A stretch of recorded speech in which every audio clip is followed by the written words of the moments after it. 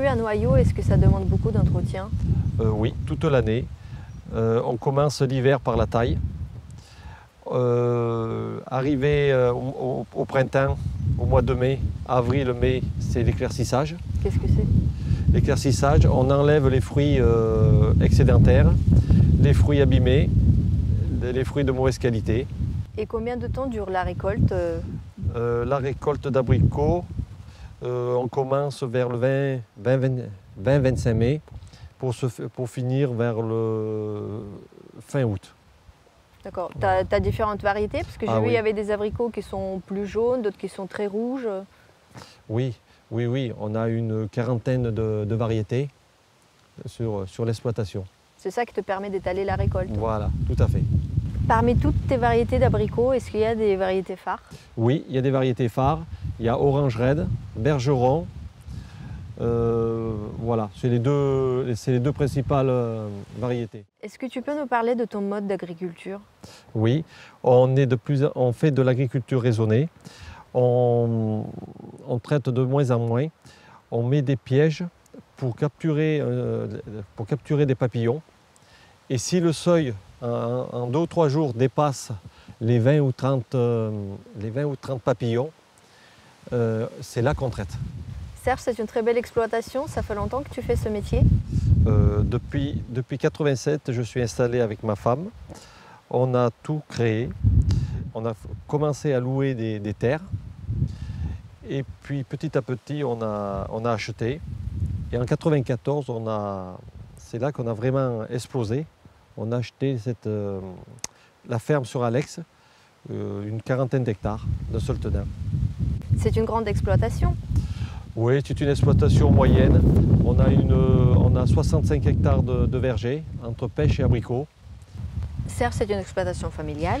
Oui, depuis l'année passée, j'ai mon fils Joris qui travaille avec moi. On fait 500 tonnes de pêche et 800 tonnes d'abricots. Et tes parents, est-ce que c'était leur métier aussi? Oui, mes parents étaient arboriculteurs, donc c'est de père en fils. Ma femme s'occupe de la partie commerciale et conditionnement. Ils sont 40-50 dans les champs, donc à cueillir pêche, abricots, nectarines, donc ils arrivent en station. On a 2 chambres froides brutes de cueil, une chambre froide qui est pour le conditionnement et une chambre froide qui est pour les départs. Le produit, une fois il est arrivé ici, donc il est dans le frigo, et la calibreuse elle-même, donc cette grosse machine, comment ça fonctionne? Alors la calibreuse, donc, écoutez, elle est gérée par un ordinateur. Je sais ce que je vais emballer, donc je prends les fruits, donc je fais les tendances de calibre, je les pèse. Donc après, j'ai un ordinateur qui gère les sorties. Donc j'ai 24 sorties, donc j'ai censé avoir 24 emballeuses qui gèrent un calibre, un choix. L'abricot, c'est soit en vrac, c'est-à-dire que vous mettez dans la caisse, c'est arrêt 5 kg, sinon c'est mis dans les alvéoles, comme la pêche.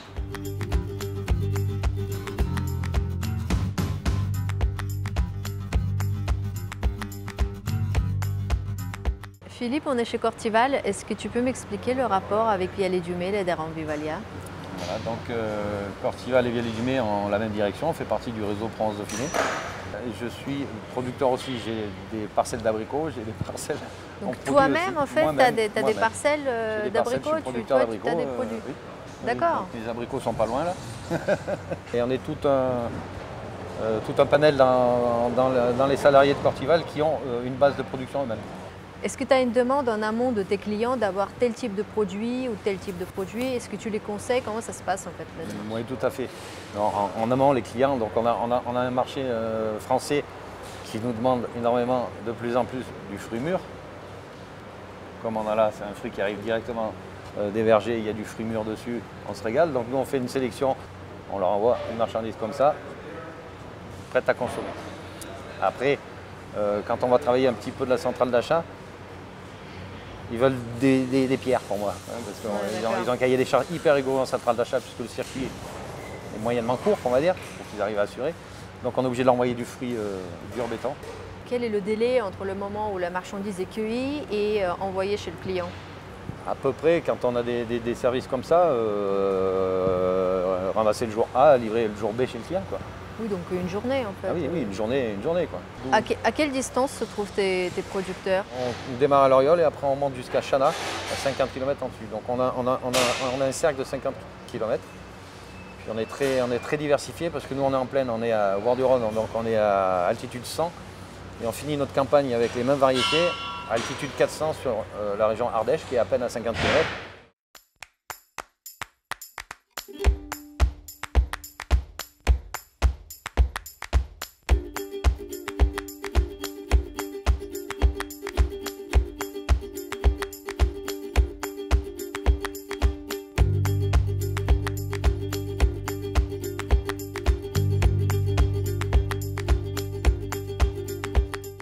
Pierre-Jean, Idriss, qu'est-ce que vous allez nous préparer de bon?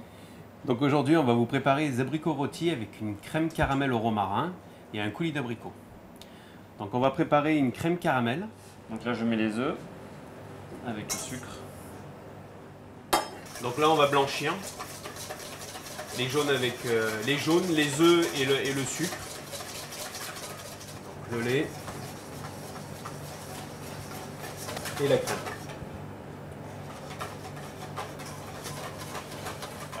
Et là, on confectionne le caramel. Voilà. Donc là, on va ni plus ni moins hacher assez finement le romarin. Voilà, je suis en train de disposer le romarin frais au fond. Voilà.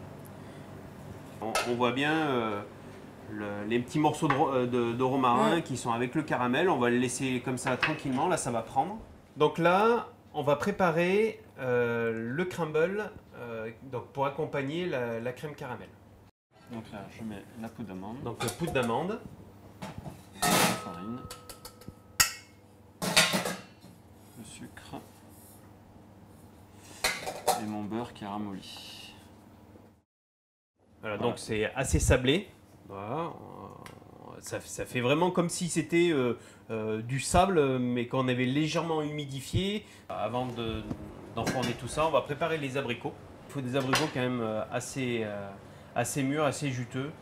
Il y a deux variétés que j'aime bien travailler au niveau des abricots. C'est l'orange raide et le bergeval. Là, on a le beurre qu'on a fait fondre. Voilà, il est légèrement coloré, mais pas trop. Là, ce que je vais faire, je vais mettre un petit peu de sucre roux au fond et on va disposer les abricots. On commence à chanter. En tout cas, rôti comme ça donne envie. Tout à fait. Vous pouvez même manger ça comme ça. Ou avec une bonne glace. Avec une bonne petite glace vanille. On va préparer les crèmes caramel. Donc on va prendre une plaque qui va nous servir de bain-marie. Donc on met de l'eau, on va dire pratiquement à hauteur du ramequin. Et là, donc on va remplir les crèmes caramel qu'on va enfourner à peu près combien de temps, Idriss? À peu près 25 minutes à 180. Donc les crèmes caramel qui sortent du four, voilà. Là, on va les mettre à refroidir au frigo. On va dire le mieux jusqu'au lendemain matin. Dressage des assiettes. Donc là on pose le biscuit au fond. Alors généralement ce que je fais c'est que je le mets à l'envers. Donc là avec le couteau il y a juste à faire le tour de la crème caramel pour la décoller. Et là il n'y a plus qu'à l'incliner et on fait un petit appel d'air avec la pointe du couteau et elle tombe dedans. Les abricots qu'on a rôtis, on va les disposer tout autour de l'assiette. Le coulis d'abricots, voilà, qu'on va mettre autour, disposé sur les abricots. Voilà. Donc le dessert, il est fini. Et petite touche, eh ben, vous prenez un petit brin de romarin que vous plantez pour rappeler que c'est une crème caramel au romarin et abricots de pays de la vallée du Rhône.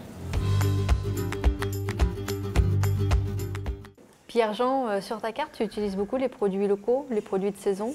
Oui, tout à fait. C'est pour moi qui suis ancré dans la Drôme depuis toujours. Je trouve qu'il était important de vraiment travailler les produits locaux.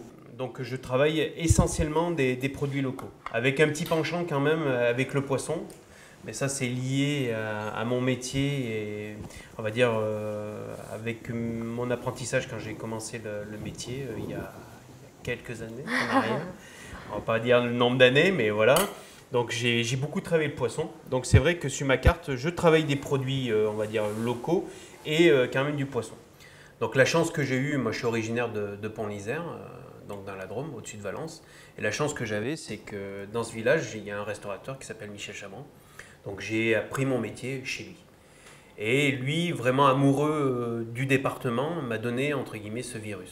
J'ai vu d'ailleurs sur la carte qu'il y avait un label particulier. Oui, tout à fait. Depuis 4-5 ans, la Chambre de commerce et d'industrie de la Drôme a voulu entre guillemets, faire une promotion, promouvoir entre guillemets, les produits locaux, et les restaurateurs et les producteurs. Donc on a créé un petit label qui s'appelle Promenade en Drôme, Promenade gourmande en Drôme. Un petit bouquin qui reprend, on va dire, des recettes. On a le nom des producteurs. S'il y a des clients à qui le produit intéresse, ils peuvent aller directement chez le producteur et ils peuvent aller déguster aussi dans les autres restaurants. Donc c'est un petit livret qui a été créé par la CCI de la Drôme et qui est très porteur. Voilà.